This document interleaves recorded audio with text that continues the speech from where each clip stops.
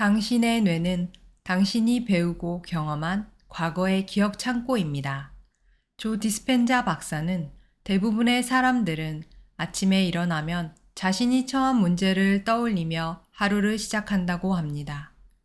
그 문제들은 특정한 사람들과 특정한 시간, 장소, 일어난 일들과 연관되어 있고 이런 기억을 떠올리기 시작하게 되면 과거의 경험과 연관된 감정들도 떠오르게 됩니다. 그래서 사람들이 그들의 삶에 닥친 문제들을 회상하게 되는 순간 그들은 불행, 불안, 좌절감을 느끼기 시작합니다.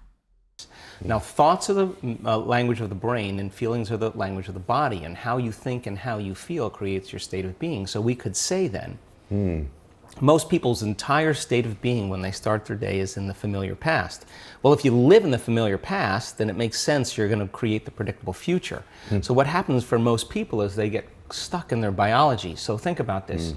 Your body is your unconscious mind. It doesn't know the difference between an experience in your life that creates an emotion and an emotion that you can create by thought alone. So if you're living by the same emotion every single day and those emotions are influencing your thoughts, and you can't think greater than how you feel, or feelings have become the means of thinking, you're thinking in the past.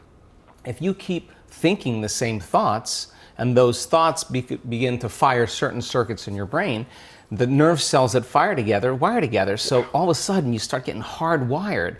At the same time, those thoughts produce chemicals called emotions, and the next thing you know, your body gets accustomed to living by the same emotions, and it could be guilt, it could be unhappiness, it could be pain, but at least it's familiar to you, at least you can predict it. So some people would rather cling to the familiar than take a chance in possibility. So for most people then, they say, well, I don't really see how my thoughts have anything to do with my destiny. Well, that's because 95% of those thoughts are subconscious programs, right? So you're not even conscious that you think those thoughts. So the first step to change is starting to think about what you've been thinking about and change it. And then when you begin to observe those thoughts, you're no longer the program, you're the consciousness observing the program. Just simply by being an observer of your thoughts. Right. So most people, though, when you do that, when you decide to really take a look, it's like lighting a match in a dark place.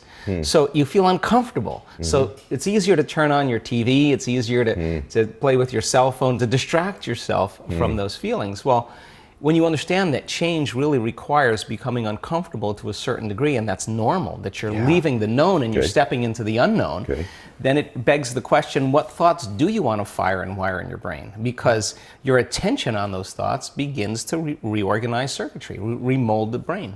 조 디스펜자 박사는 대부분의 사람들은 외부의 변화를 기다리며 살고 있다고 합니다. 환경은 유전자에 영향을 주고 그 결과의 산물이 감정입니다. 당신이 감정을 끌어올리기 시작하면 이는 곧 유전자에 신호를 주게 되고 이에 따라 단백질이 생성되어 우리 몸에 변화를 줍니다. 감정을 끌어올려서 당신의 몸에 미래가 어떤 느낌인지 가르쳐 주게 되면 미래에 살게 됩니다.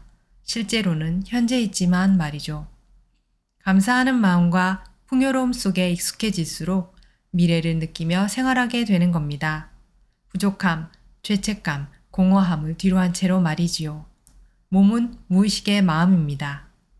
미래가 어떨지를 몸에게 가르치기 시작하는 순간 상상은 현실이 됩니다.